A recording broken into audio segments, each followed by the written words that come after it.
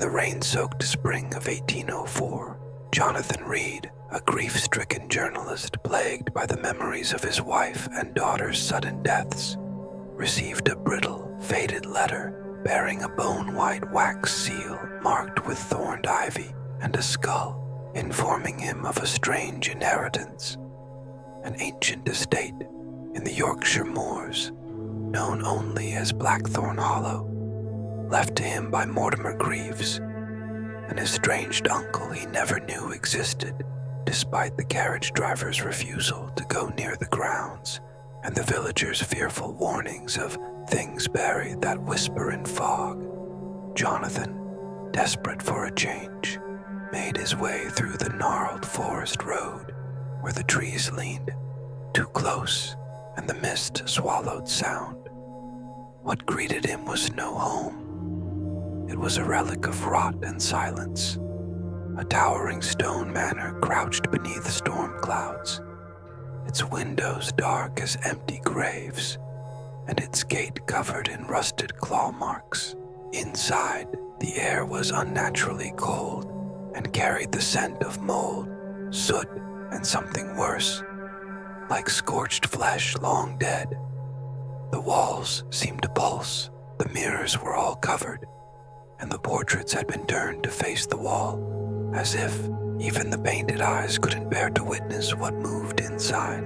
On the second night, Jonathan awoke to scratching behind the walls, rhythmic, claw-like, and too deliberate to be rats, followed by faint whispers that echoed from the fireplace and between the floorboards, saying his name in a child's voice. Mirrors began reflecting things that weren't there. Pale women standing behind him, figures watching from the stairwells, eyes blinking from cracks in the walls. In the attic, behind rotted boxes and beneath a child's broken cradle, he found a hidden journal belonging to Mortimer, filled with mad scrawlings about a witch, Eliza Varn, burned alive beneath the house in 1601, along with others, cursed to rise whenever blood from her executioner's line returned to the land. Jonathan, it turned out, wasn't just a visitor. He was bait, her last living descendant. The house knew. The walls began to bleed. Doors opened on their own. Shadows moved even when no light cast them. Each night at exactly 3:33 a.m., the whispering returned, louder, more seductive, as if something ancient and starved waited beneath the floor. Desperate to flee, Jonathan tried to leave, but the path had vanished, replaced by endless forest looping back toward the manor.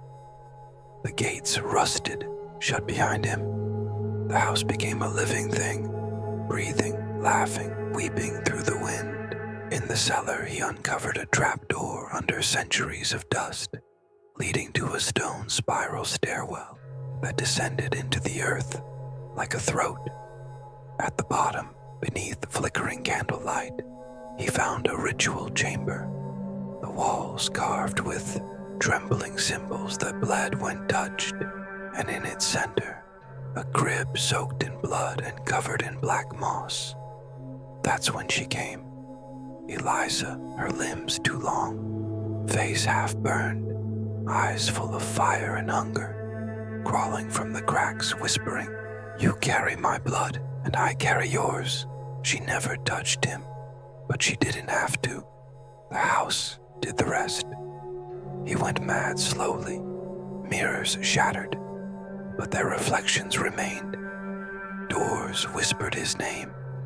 The fireplace howled like a dying woman. By the end, Jonathan's screams no longer sounded human. When the land was finally visited again, decades later, Blackthorn Hollow stood untouched, yet wrong, as if it had never decayed, yet had never lived.